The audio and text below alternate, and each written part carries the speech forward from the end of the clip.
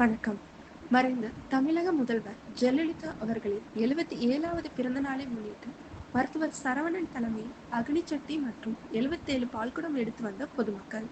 இனி விரிவான செய்திகள்.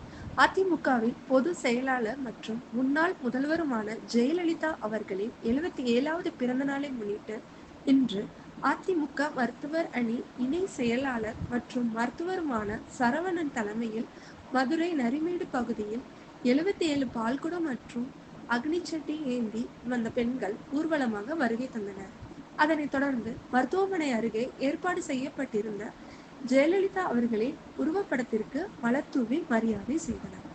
பெண்கள் குலவையிட்டுக் கொண்டு வந்த பால்குடங்களை வாங்கி அங்கே ஏற்பாடு செய்யப்பட்டிருந்த எம்ஜிஆர் மற்றும் ஜெயலலிதா ஆகியோருடைய உருவப்படங்கள் கொண்ட சிலைகளுக்கு பாலாபிஷேகம் செய்தார் மருத்துவர் சரவணன். கைகளிலே அக்னிசட்டியை ஏந்தியதும் ஒரு சில பெண்கள் குலவையிட்டு சுவாமி அருள் வந்தது போல் பாடத் தொடங்கினர். மருத்துவமனையில் பணிபுரியக்கூடிய செவிலியர்களும் தாமாக முன்வந்து இந்த பிறந்தநாள் விழாவின் போது நடைபெற்ற பாலாபிஷேகம் மற்றும் அக்னிசட்டி ஊர்வலத்திற்கு பங்கு பெற்றனர். சில கல்லூரி பெண்களோ கைகளில் அக்னிசட்டியை வாங்கி தங்கள் பங்கிற்கு குலவையிட்டு கொண்டாடி மகிழ்ந்தனர்.